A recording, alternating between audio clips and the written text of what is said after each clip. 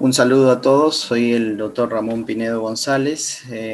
Vamos a desarrollar el siguiente módulo, que es ventilación mecánica personalizada en pacientes COVID-19. El siguiente punto es muy importante, porque pues como sabemos hay una serie de recomendaciones universales para el manejo de los pacientes con distrés respiratorio en los pacientes COVID-19, pero pues definitivamente la individualización es algo que se tiene que ir aprendiendo, que se tiene que ir desarrollando, y al final es lo que marca la pauta y a veces define la evolución del paciente, ¿no?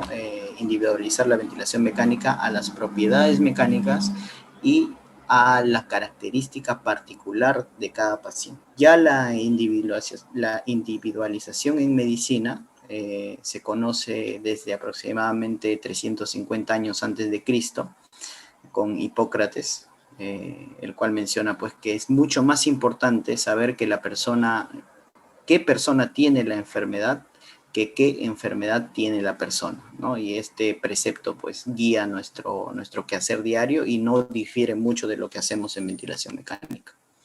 Los objetivos del presente módulo son comprender la importancia de un abordaje ventilatorio individualizado en pacientes SARS-CoV y proveer estrategias de individualización aplicables a pie de cama en pacientes intubados. Lo primero es el clásico 6 mililitros por kilogramo de peso corporal predicho, ¿no? Siempre aplicarlo, digamos, un fenotipo L como este, donde hay gran cantidad de pulmón aereable, ventilable. Esta cantidad de 6 mililitros por kilo muchas veces puede ser insuficiente en este tipo de pacientes. Y por otro lado, estos 6 mililitros por kilo en un paciente que tiene muy poco tejido aereable puede ser demasiado, puede generar mayor tensión, mayor estrés mecánico y por lo tanto puede empeorar la situación. Entonces, ¿qué hacer, no? Nosotros tenemos nuestro punto de corte que es 6 mililitros por kilo y tenemos nuestra morfología pulmonar. Entonces, ¿cómo manejamos cada uno de estos pacientes si sabemos que en uno puede ser insuficiente y en uno puede ser demasiado? Entonces, para eso es la presente exposición. Vamos a empezar describiendo un concepto importante que es el Baby Lung. El Baby Lung nació como un modelo anatómico en el año 1980 aproximadamente, donde inicialmente era un fenómeno estático, ¿no?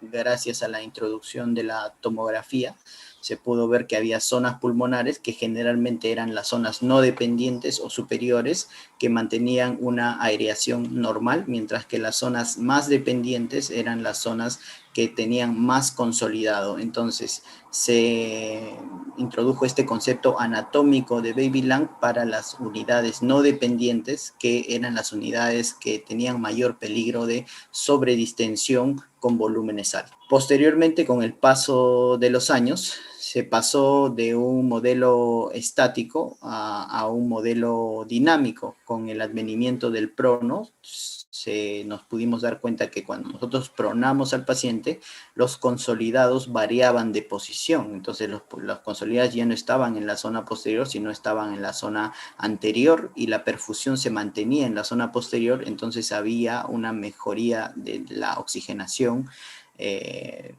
notoria, ¿no? Y también un impacto en la mortalidad comprobado en proseo.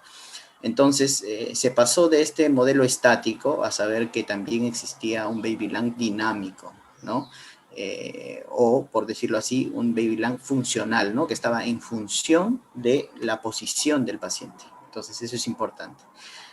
Actualmente se maneja el modelo funcional, es decir, el cambio en función de la posición del paciente, y el modelo dinámico, es decir, que las fuerzas de estrés ventilatorias, tanto en el paciente ventilado como no ventilado, generan un estrés dinámico en las áreas ventilables, ¿no?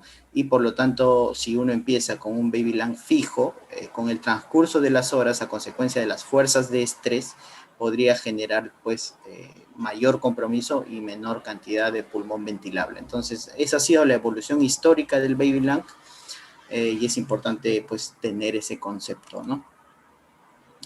Otra variable que ha sido pues histórica que ha cambiado la forma como se veía esta patología es la relación directa que había entre la distensibilidad pulmonar y el volumen residual aereado, o el baby lung, ¿no? Nosotros podríamos definir también al baby lung como el volumen residual aireado, el volumen residual que tenemos para ventilar. Había una relación directa 1:1 entre el volumen residual y la compliance estática. Entonces, acá es donde se cambia el concepto, que los pulmones con ARDS no son duros, sino por el contrario son pequeños, ¿no? ¿Por qué? Porque justamente había una relación directa entre el volumen residual, como por ejemplo un volumen residual de 40, es decir, un baby lung de aproximadamente 40, se relacionaba con una compliance estática de 40.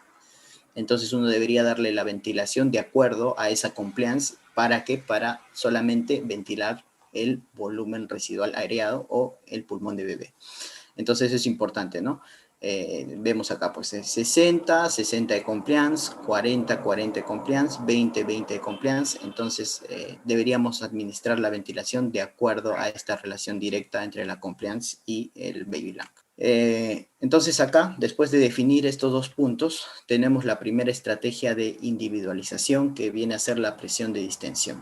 Entonces la presión de distensión viene como un concepto no tan nuevo ya, pero sí muy aplicable. Y detrás de manejar la presión de distensión está el precepto de dar un volumen tidal individualizado al tamaño del pulmón de bebé o área ventilable en lugar de el peso corporal. El peso corporal predicho es una buena estrategia de generalización, es decir, cuando yo empiezo la ventilación mecánica le doy a peso corporal predicho, estoy generalizando, pero posteriormente, a medida que pasan las horas, yo debo tener como uno de mis objetivos individualizar esa ventilación mecánica al paciente particular. Entonces, empiezo un volumen tidal y tengo que normalizarlo al área ventilable, ¿no? La tomografía me da una idea inicial, pero como nosotros pudimos ver en la exposición anterior sobre ARDS, no siempre hay una relación directa entre la tomografía y la distensibilidad del pulmón. Entonces, solamente es una idea general la que nos da la tomografía. Entonces, después de normalizar al área ventilable, viendo la tomografía y, digamos, tratando de acercarnos un poco a lo que podría ser el volumen residual de este paciente, debemos ya empezar a hacer mediciones para dar un volumen que sea directamente proporcional a la compliance estática. Entonces, para eso, recordemos nosotros nuestra formulita de compliance estática, que es el volumen sobre la diferencia de presiones, es decir, el volumen tidal sobre la presión plató menos el PIB. Entonces, si nosotros sabemos y recordamos, la presión de distensión no es otra cosa que la presión plató menos el PIB, es decir, es el denominador de la presente fórmula. Entonces, si nosotros el denominador lo pasamos al otro lado, ¿no? Pasamos acá presión de distensión, vamos a tener que la presión de distensión está directamente relacionada, por un lado, al volumen tidal e inversamente relacionada a la compliance. Entonces, ajustar la presión de distensión en el paciente no es otra cosa que ajustar el volumen ventilatorio a las propiedades mecánicas del pulmón. Espero que eso se entienda con claridad. Entonces, valores normales en pacientes ventilados sin daño pulmonar en decúbito es aproximadamente 60 centímetros por centímetro de agua de presión. Decimos que hay una alta compliance o un pulmón relativamente complaciente en un paciente con ARDS, es decir, con pulmón enfermo, pero con una compliance mayor de 45, y decimos que hay una baja compliance o un pulmón poco complaciente en un paciente que tiene una compliance menor de 45 centímetros de agua. Entonces, la driving pressure, como dijimos, ¿no? Es un parámetro porque se ha visto pues que está directamente relacionado también pues a mayor presión de distensión, más riesgo de muerte, incluso independientemente del volumen tidal que maneja. Eso quiere decir que yo tengo muchos pacientes que les doy ventilación mecánica con valores superiores a 6 mililitros por kilo de peso, es decir, 7, 8 mililitros por kilo de peso, pero mientras yo mantenga una buena driving pressure, digamos, no tengo un mayor impacto negativo en mi mortalidad, ¿no? Y por el contrario, muchas veces tengo impacto positivo en la mortalidad. Entonces, tenemos dos variables del driver pressure, que son las dos variables que nosotros podemos titular, ¿no? Porque nosotros no podemos titular la complacencia. Entonces, como no podemos titular la complacencia, la compliance o la distensibilidad, es una propiedad que ya es propia del pulmón y propia de la enfermedad, sí podemos titular el volumen que le damos. Entonces, nosotros titulamos por un lado el volumen y por otro lado la otra variable importante que nosotros titulamos es la titulación del PIB, y otra intervención que se ha visto que disminuye la driver pressure, es decir, la presión de distensión, es el prono. Entonces, acá nosotros vemos que tenemos dos formas de afrontar un pulmón con ARTS en base a la driving pressure. Tenemos una maniobra que es la adaptación, es decir, adapto el volumen, ¿no? Es decir, si con 6 me está generando sobredistensión una driving pressure mayor de 14, entonces adapto ese volumen para que mi driving pressure sea menor de 14. Entonces, esa es mi primera estrategia. El problema es que esa estrategia no siempre es la estrategia que va bien con todos los pacientes, porque ¿cuál es el problema de reducir el volumen tidal demasiado? Cuando uno reduce demasiado el volumen tidal, tiene el problema de la acidosis respiratoria, que muchas veces es severa, que muchas veces no es una acidosis que es controlable con los volúmenes tidales o los volúmenes minutos adecuados. Tenemos también mayor tendencia al colapso pulmonar cuando utilizamos volúmenes bajos. Entonces, ese mecanismo de adaptación hay que ver bien qué paciente se puede beneficiar más de un mecanismo de adaptación y por el otro lado de reclutabilidad. Entonces, reclutabilidad, hay que ir titulando el PIB para mejorar las propiedades mecánicas del pulmón, y el prono, que definitivamente no solo lo utilizamos nosotros como medida para mejorar la oxigenación, que de hecho sí la mejora, sino también para mejorar las propiedades mecánicas, la presión transpulmonar que ocurre en las zonas dependientes pulmonares. Entonces vamos a tratar de explicar estos conceptos, pero me gustaría que de esta diapositiva se queden que la driving pressure tenemos que dos opciones para manejarla, dos opciones para controlarla. La primera, que es la adaptación, y la segunda es valorar la reclutabilidad que tenga el paciente. Como dijimos, la estrategia de individualización número 2 después de la driving pressure es el PIP o la PIP, ¿no? Entonces la PIP tiene diferentes efectos dependiendo del área de pulmón que sea bajo la cual se intervenga. Por ejemplo, en las áreas no dependientes, ¿no? A más alto PIB, estas áreas tienen mayor riesgo de sobredistensión, ¿no? En las áreas que no están del todo colapsadas, ¿no?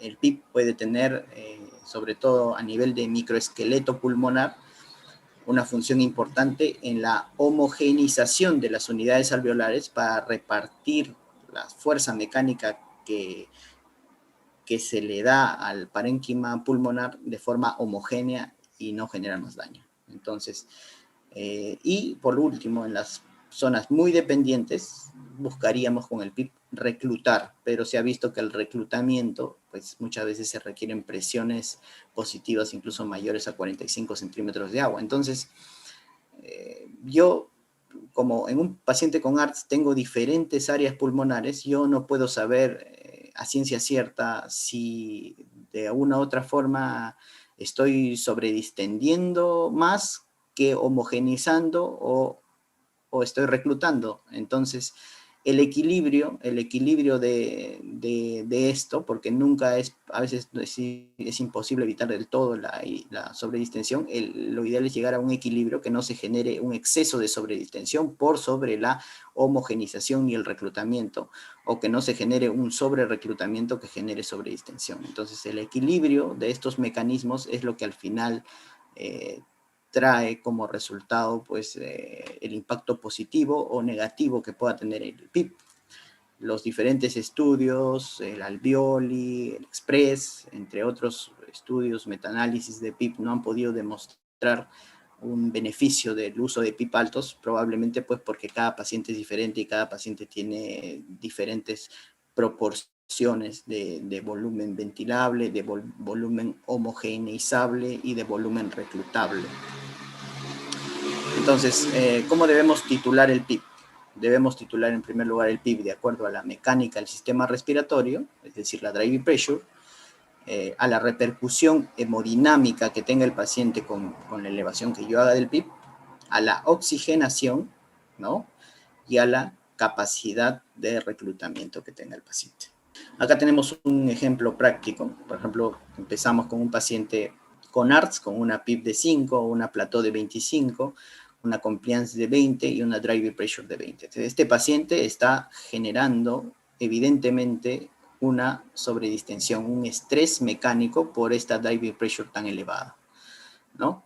Entonces tengo una saturación, además, que está por debajo del objetivo ideal, que es 88%, y una presión arterial de 90-60. Entonces, después de esto, yo hago una intervención sobre este paciente, que no solamente es una intervención ventilatoria, sino también, pues, no sé, vaspersor, líquidos, etcétera.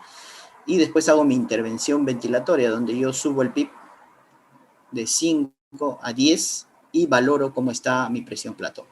Entonces, esto es asumiendo que yo no estoy variando la primera variable que mencionamos anteriormente, que es el volumen, que también es una variable con la cual nosotros debemos reducir o aumentar en base a las propiedades mecánicas. Estoy nada más yo poniendo un ejemplo práctico del manejo y el abordaje del PIB.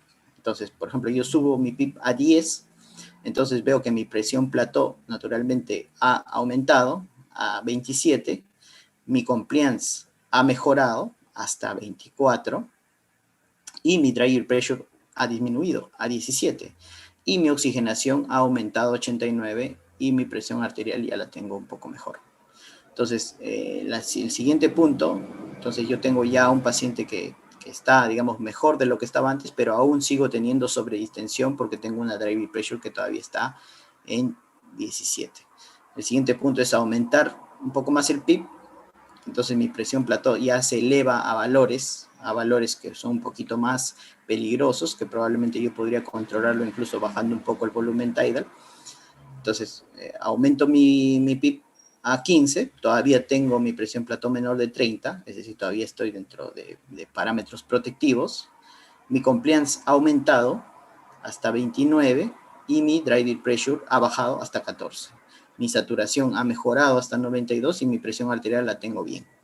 Entonces, este es un paciente ideal. ¿Qué pasaría si yo sigo aumentando el PIB y le subo el PIB a 20? Entonces, veamos lo que puede pasar.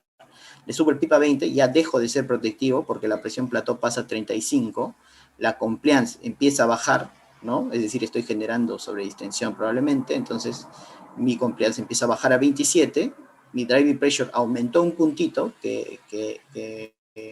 a 15 y mi saturación empieza a bajar a 89. Probablemente también mi CO2 empiece a aumentar. Entonces, como podemos ver, esta maniobra de titulación es una maniobra que requiere estar al lado del paciente, requiere nosotros estar valorando continuamente al paciente y ver pues cuál es el mejor PIB para todas las propiedades, tanto mecánicas como oxigenatorias como hemodinámicas del paciente. Entonces, acá en este caso particular, pues se entiende bien con una PIB de 15, ¿no? Ahora, este es un caso ilustrativo, no quiere decir que todos nuestros pacientes debamos manejarlo de esta forma, pero es un caso que ilustra cómo el PIB interviene sobre las propiedades mecánicas del pulmón. El otro punto importante es la capacidad de reclutamiento. Este sí es, digamos, un estudio relativamente reciente, ¿no? Donde pues se ha visto que la capacidad de reclutamiento se puede, digamos, calcular mediante una fórmula que es la fórmula del reclutamiento y el ratio de inflación. Entonces, el ratio de inflación, nosotros tenemos, lo pueden buscar ustedes en la página web de mecánica ventilatoria y introducir los valores mediante una maniobra de reducción de PIB, y de cálculo de volumen tidal exhalado. Entonces, ese cambio del volumen tidal exhalado con el cambio de PIB nos da la capacidad de reclutamiento. Entonces, mediante unos cálculos un poco complejos, que no es el hecho de mencionarlos acá, pues nosotros podemos calcular este ratio rápidamente y ver que si nuestro ratio está mayor de 0,5, es mucho más probable que este pulmón sea reclutable, es decir, responda a valores mucho más altos de PIB que un pulmón que tiene un ratio menor. Entonces, esta es una maniobra importante de individualización del paciente. ¿Por qué es importante individualizar ya propiamente en los pacientes COVID-19? En primer lugar, los pacientes con COVID-19 generalmente, como nosotros pudimos ver en la charla anterior, tienen pulmones ligeramente más complacientes, aproximadamente 18%. A veces no tiene una correlación directa entre la compliance y la oxigenación, entonces nosotros a veces tenemos a un paciente que tiene una buena compliance, pero desmedro en la oxigenación y no utilizamos las medidas de volumen o oxigenación apropiadas, ¿no? Y podemos generar mayor daño. En tercer lugar, hay poca capacidad de reclutamiento con tendencia a la hiperinflación, gran capacidad de espacio muerto. Muchos de estos pacientes desarrollan fenómenos vasculares con retención de CO2, ¿no? Lo cual nos indica pues que estos pacientes tienen mucha tendencia a la sobredistensión alveolar. En quinto lugar, generan fenómenos vasculares floridos. Para ejemplificar todos estos puntos, vamos a poner algunos ejemplos prácticos para ya terminar la charla también. Tenemos un paciente de 66 años, hipertenso diabético, COVID positivo, intubado hace un día, con hipoxemia refractaria persistente como motivo de intubación. Nuestra programación inicial es una PIB de 10, un FiO2 de 0,7, un volumen de 7 mililitros por kilo, es lo que habitualmente hacemos, y tenemos una meseta de 27 con una compliance estática de 26 y una frecuencia respiratoria de 26. Tenemos un ratio ventilatorio normal y en los gases arteriales tenemos una ligera hipercapnia, pero con un PAFI en 110. Entonces yo tengo un PAFI menor de 150, dijimos en la charla anterior que menos de 150 era el punto para yo empezar a pensar en intervenir en algo sobre este paciente. Entonces tengo que tomar alguna decisión, ¿no? Tengo que decidir si yo aumento el PIB, es decir, si este paciente se beneficiaría oxigenatoriamente de un aumento del PIB. Vean la tomografía, evidentemente es un patrón L, un aumento del volumen tidal, es decir, de 7 mililitros por kilo a más, una disminución del volumen tidal, ¿no? O un prono. Entonces, ¿cuál sería la medida más apropiada en este tipo de pacientes? Entonces, vamos a ver cada una de nuestras intervenciones qué impacto podría tener.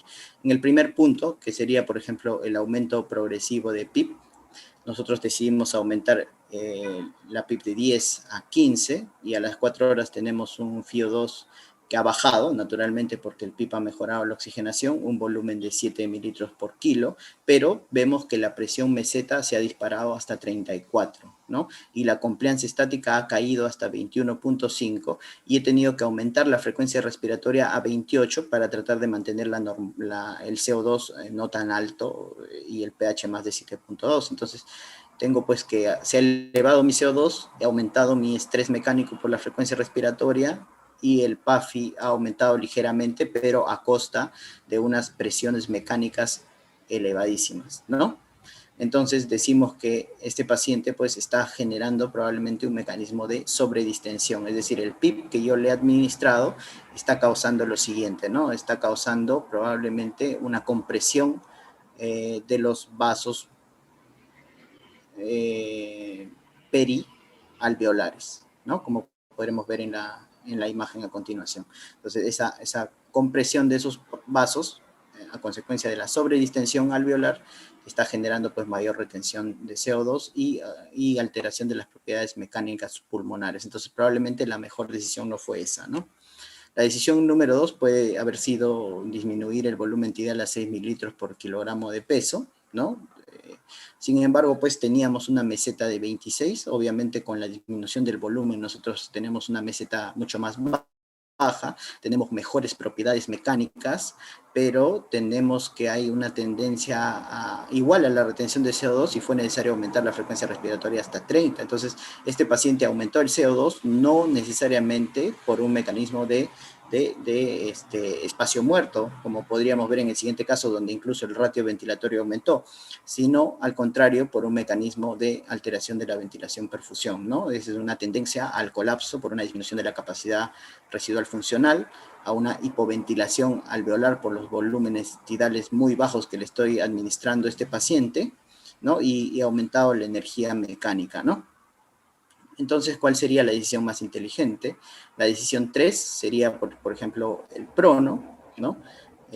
A las 4 horas vemos que un paciente con prono, sin necesidad de aumentar el PIB, mantiene un FiO2 de 0.5, un volumen tidal que se mantiene en 7 mililitros por kilo, una presión meseta de 22, una compliance estática de 33, que está bien aceptable, y una frecuencia respiratoria de 24, con un AGA donde ha mejorado la oxigenación, pero sin desmedro en la presión de CO2, sin desmedro en el pH, con un ratio ventilatorio normal, ¿no? Y con un índice de reclutamiento e inflación de 0.3, es decir, al final, una vez que el paciente está pronado, se le mide este índice y nos damos cuenta pues que es un paciente no reclutable y por lo tanto no convendría subir el PIB en este paciente.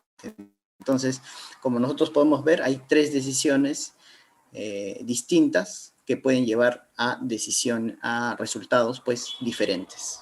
Conclusiones, no diga, este paciente tiene un sistema respiratorio con una compliance de tanto y el volumen tidal de acuerdo al peso predicho estaría bien. Como dijimos, como maniobra inicial, el volumen a peso con un ARTS moderado, en el que es muy severo, probablemente no sea lo más apropiado. No diga necesito una tabla de ARTNET de PIB, diga necesito evaluar si este paciente puede responder o no, PAFI menos de 150 y prono, diga que necesito aumentar el tamaño del pulmón del bebé y la relación PQ, y el prono probablemente ayude con ello, aunque no siempre, ¿no? Es decir, si yo en el caso anterior hubiera prono y hubiera visto que mi presión de distensión se eleva, mi CO2 se eleva, definitivamente es un paciente no respondedor a prono, ¿no? Entonces, no diga tampoco ya hice todo y el paciente no mejora, sino detalle y monitorice las variables fisiológicas y llegue a las conclusiones de por qué este paciente no está mejorando o está empeorando, ¿no? Gracias, eso sería todo